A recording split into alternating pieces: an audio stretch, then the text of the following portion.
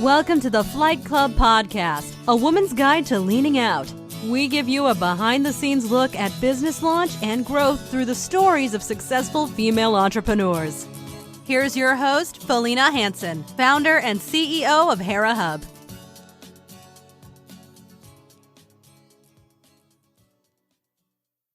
Hello and welcome. I am super excited for my conversation today with Alexandra Lamb. She is the Chief Executive Officer of Lanterne Rouge, the team behind the platform called Boldly, which we'll get into here in a little bit. It delivers coaching that scales. She is an organizational psychologist and coach herself and is considered a global thought leader in coaching technology. Welcome to the show today, Alex. Thank you for having me. Absolutely. Well, I'm excited to talk about your background before we get into Boldly and your company and all the amazing things you do. Take us back, talk about where you're from, some of the decisions you made as far as, education and career path, and lead us up to the point of your current business, and then we'll dive into more detail there. Great. So I'm Australian by background, and I first started out studying psychology for my undergraduate, which I just loved. I'm a real people person, but I also love science. And so it was just the kind of degree that sort of set me going. But as I graduated, I really started thinking, how do I apply psychology? And I really went towards recruitment because I saw a great way to understand how humans behave, understand organizations, and it was a sales role. So it really gave me that great foundation of business development for my career, which now looking back, I'm so glad I got early on. And that career in recruitment really sent me off in all kinds of directions. I got the chance to travel overseas, to work in different countries, to get exposure to so many different companies.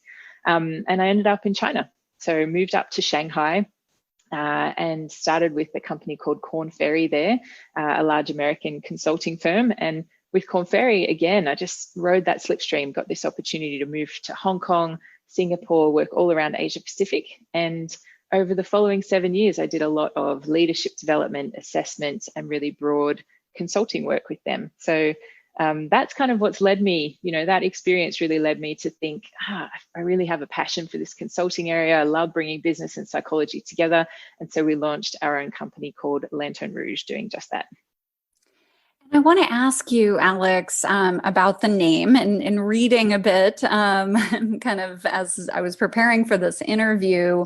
Do I have this correct that phrase refers to the last cyclist in the Tour de France? Is that accurate? Did I read that correctly? It's accurate. Yeah, good research. It's absolutely correct. And what we really found when we were starting this business was, of course, there's so many analogies between sport and business, and rightly so, because there's challenge and there's triumph and there's hardship, and it gives us a lot of stimulus working in the business place to think about learning from sport. But of course, a lot of the sports analogies in business are all about winners and are all about, the glory.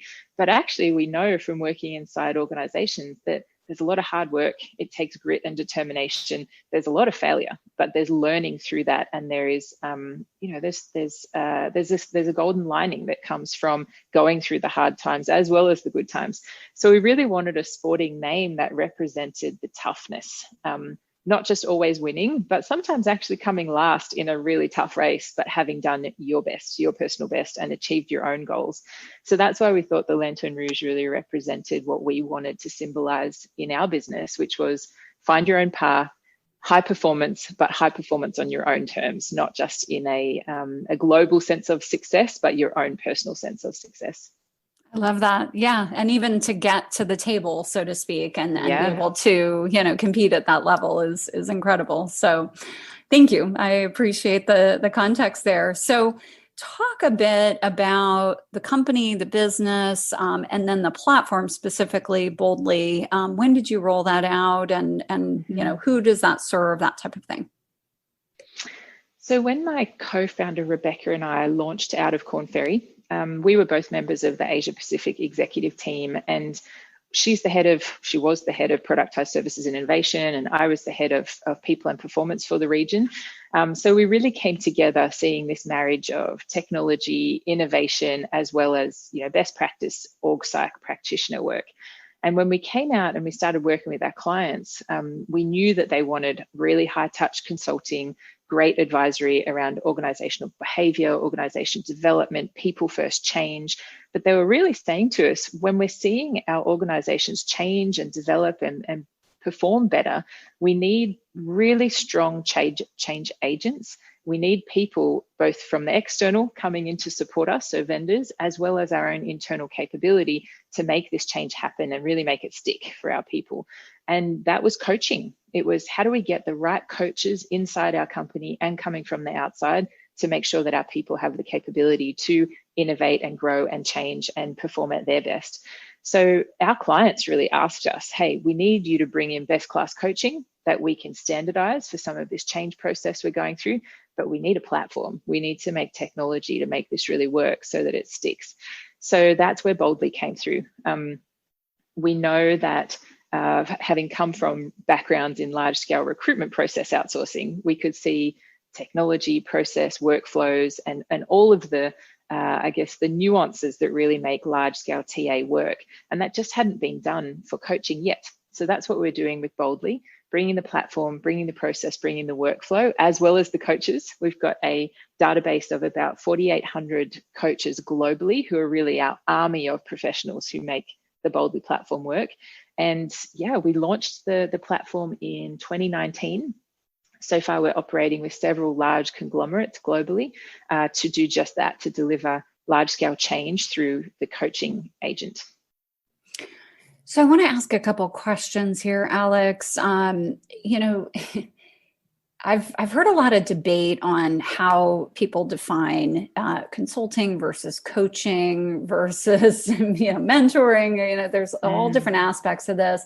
How would you define the differences specifically between consulting and coaching? Sure. Yeah, we get the question a lot. So for me, consulting is really when we're giving advice. We're coming in to do a diagnosis of a current situation, whether that's how a culture is operating or how performance is being supported and delivered through a company. So we start with that diagnosis, we give our feedback to the company with recommendations on exactly the procedural steps that they can take to reach their goal. So for me, that's consulting. We bring the outside in perspective and we don't hesitate to give them benchmarks, give them outside comparisons so that they can achieve their goals. Whereas with coaching, this is very much around how do we support an individual or a group or a team with frameworks for thinking so that they can find their own outcomes, so they can make their own decisions. So in coaching, we really hold back from advice giving. We don't have an opinion. We're Switzerland when we're the coach. We just come in and ask questions. Questioning is really the tool of the coach to help an individual or a group or a team find their own way. That is really distinct from mentoring, where again, the mentor is really there to role model, to give advice, to maybe make connections in a network, and to give a bit of a look into the future of how a career works within a specific function or technical area. So you often need a consultant, a coach, and a mentor in collaboration to make either change happen in a company or for an individual to make it work too. You might often also bring in a career sponsor. That's the person who is going to, sort of promote you at key moments in key decisions in performance reviews or internal promotion reviews. And you might also sometimes find you need a psychologist as well, for moments like this in the world where we've seen a lot of change and disruption. The psychologist would really come in when we have wellness questions or we need to think about psychological safety and psychological health. So we work as a team. We have very distinct roles, but often come together. Wonderful. Thank you for that. I appreciate it. With that, in the work that you've been doing really your entire career, what are you seeing in organizations? I know obviously you're working, there in Australia and Asia, and I see that you're also spending time here in California, up in the Bay Area as well. So curious, if you see some differences in how companies are responding to, let's just say, the last 9 months and how they value their employees and really look to create, different cultures. Are you seeing differences between cultures, frankly, from Asia to the US. Yes, I am. And I think it's very easy to talk about culture when we're in fair weather, isn't it? Because you can build the most ideal scenario, really stay true to your values. But when we come under pressure, like we all have in this last 9-12 months, that's when a true core value comes through. And even a true core value comes under test when a company has, the finances to actually deliver. So I have definitely seen a difference. And you're right, our consulting work takes us all around the world. We work across Asia Pacific, into Europe, into North America. And I see of the different cultures that not just by national culture, but by corporate culture and by industry. Because of course we've seen travel industry be, just obliterated. They're in a really tough position, tourism, retail, etc., versus, financial services or even like pharmaceutical that might be in a sort of a boom phase. So when we break it down by industry, we have seen some companies who have really made people-based decisions and said, we know we're going to take a financial hit. We're not delivering what we said we're going to our shareholders this year. And, nobody's questioning that. But we're making a decision right now to hold on to our people, to maintain our talent, to take a loss, but to dig into our reserves, if we're fortunate as a company to have that, to make sure that we maintain our talent and keep our people employed. It's in some ways a social service, right? Because mass unemployment in the streets will be a global catastrophe. Whereas, of course, other companies aren't in the position to do that, even if their value base says that they want to. Airlines or retail stores, they just don't have that choice to do it. So in those situations where they have the value base to take care of their people, we are trying to support them to downscale in creative ways, giving people a lot of notice, trying to find opportunities for job share, trying to find people who are willing to take voluntary redundancies or maybe early retirement.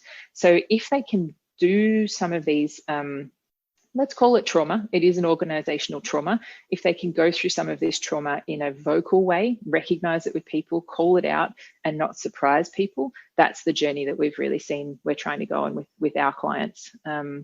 Because when we're back in fair weather again, the employee base really remembers which companies, behaved in which ways.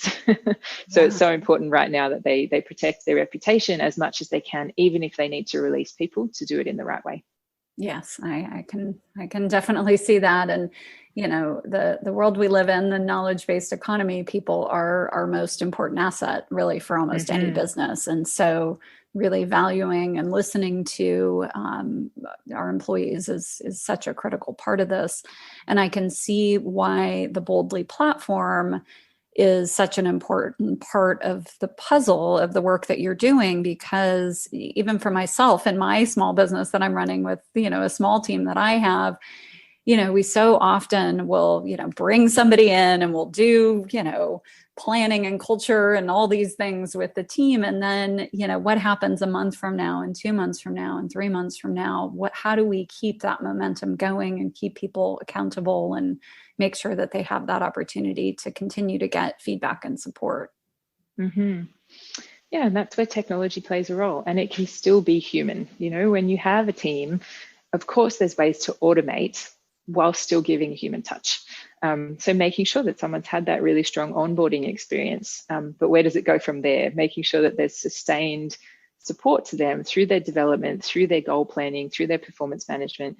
This is where we use technology. And then, of course, you need a great manager and great communication working in with that technology to really make it stick.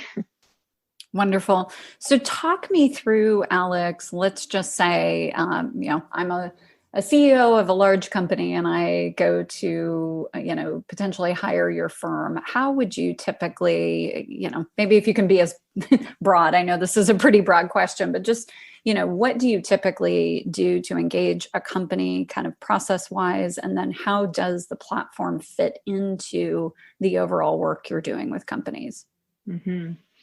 So we have a framework of diagnose, design, deliver. So whenever we come in to work with a new organization, and you're right, we're typically dealing with that C-suite where they want to see a strategic change. They know what their business objective is, they know what their market is, and they always know that their people are going to be the way to get there. Whether it's, critical that their salespeople understand and have the skills, are enabled to deliver that strategic goal, whether it's that the operation teams knows how to mobilize a product, whether it's that a HR team actually has the skills and the knowledge to make sure that the rest of that business is supported. The executive team typically engages with us to say, here is our business goal and here is the delta to where we think our current people capability is. So we come in and we do a diagnosis to qualify that delta. We do that through a series of interviews, through surveys, through observation, through shadow work. We're actually in the business observing how people are behaving, how they're interacting. We boil that back up to the executive team in the form of insights. So not just verbatim, here's what was said and here was what was done, but here we're using ourselves, the consultants, as the instrument. We're assimilating and understanding that through our market knowledge of having seen other businesses. Here are the insights, exec team, as to what your current state is for your people capability. And based on your goals, here is our, let's call it a 6-step plan as to how you can get there. So they then have the option to say, yes, we agree with your insights. Now tell us, how are we going to make this work? So that's where our change management engine kicks in. My colleague Rebecca is really, really experienced in global change management and understanding the sophistication of not just the programs and the workflows, but actually how people go through change over time. So we then map out a really clear change management program and then help them to implement. So the Boldly platform comes in at the implementation phase. As I said, we see coaches as one of the key change agents in any human capital development. Coaches are a wonderful resource, a wonderful agent, because they're super personalized. It's a human that you're going to work with.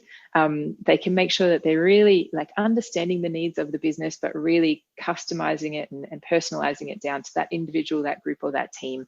So we bring in the Boldly platform and our coaches at that point of the intervention when we're actually delivering the change to make sure, as you said before, that key messages, key support, skill development, and ongoing experience of the change is supported for the team.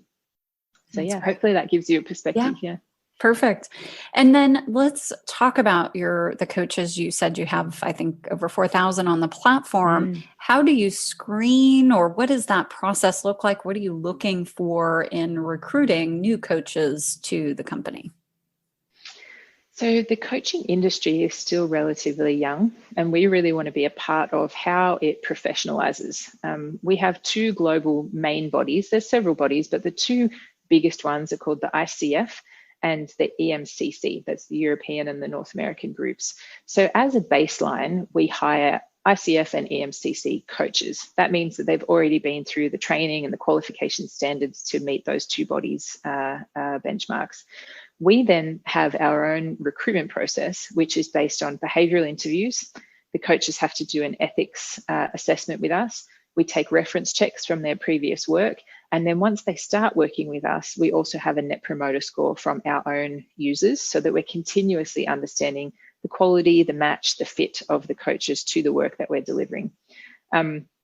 A lot of the time, although our coaches are working globally, a lot of the time coaching is really about the chemistry between the individual or the group or team that's being coached and the coach themselves. So while we can match based on qualifications, we're also looking for that unique fit based on really situational needs of the engagement, like industry knowledge or, specific language skills in some cases, or even just a cultural knowledge. Someone who's worked in Japan has a sense of how they're going to get results with an individual there versus someone who's worked in India versus someone who's worked in the US. So those kind of case-specific scenarios really come into our recruitment matching process as well. Great. And are you consistently looking for new coaches to come onto the platform? Yeah, always. We have a lot of new work that is coming in Africa at the moment, which is just so interesting because that market is really growing. It's a new frontier, I think, for a lot of businesses. We, in addition to the fact that it's a well-established, regional continental market, so we're definitely looking for coaches, qualified, experienced coaches in that market who can deliver domestically to those countries. But in addition, we're always looking for great coaches around Asia Pacific, Europe, and North America as well. We don't have as many coaches in South America and Central America at the moment. So anyone who's listening from there, please do get in touch. We'd love to know you in those markets as well. That's great. Well, we'll definitely try to help get the word out there. The community that I serve of female entrepreneurs, we have quite a few folks in our community that are very experienced coaches and are doing work all over. So I'll be certain to share this with them. Thank you. Yes. So talk a bit about the future, Alex. I mean, we're at the time of this interview, we're at the beginning of 2021. I think all of us probably, I'm going to just speak for everybody. We're all optimistic, right? Yes, exactly. I agree. That's the only choice right now, isn't it? I mean, we have to be realistic, but managing our mindset and really focusing forward, I think it's the way to go. Exactly. So looking ahead over the next year or so, what are some of the things that you're excited about with the business, any growth, new opportunities, things of that nature? Yes. So I feel like for 2021, we have come into this year with a new, refreshed sense of how do we move forward? I think in 2020, we were all thinking, how do we get back to normal? And then we were saying, what's the new normal? But now I feel like there's an acclimatization that's happened where people are saying, okay, now let's start to recraft and redesign what work looks like for us so that we can be effective and as you said, be forward focused. So for us, it's a super exciting time because we work so much in organizational development. So it's not just about where do people sit? Are they working from home? Are they working from the office? Are they on Zoom? Are they not on Zoom? It's really now getting down to how do we be effective in relationships, in work structures, in job design, and some of that really nitty-gritty piece of culture and communication within business. So that's where we love working. We see a lot of organizations globally starting to take a refresh on their organizational development perspective. One, because their strategies have taken such a reshuffle last year. Some of their organizational structures have taken a real reshuffle as well. But as you said, this sense of optimism and looking forward. So for us, it's about how do we, again, bring in those coaches so that we can build up new mental models within teams so that they know how to rebuild their goals. They know how to execute on goals. They know what skills are going to be really aligned to these 21st century and new forward-looking capabilities and competencies that they need. So for us, it's we were already primed. The business was already ripe, and now we're just here to support and deliver and keep collaborating with these clients. So I really see the Boldly platform extending. Coaches now more than ever have that chance to bring together both a people touch with a high-tech touch. And so, as you said, future's bright. We look forward to it. Wonderful.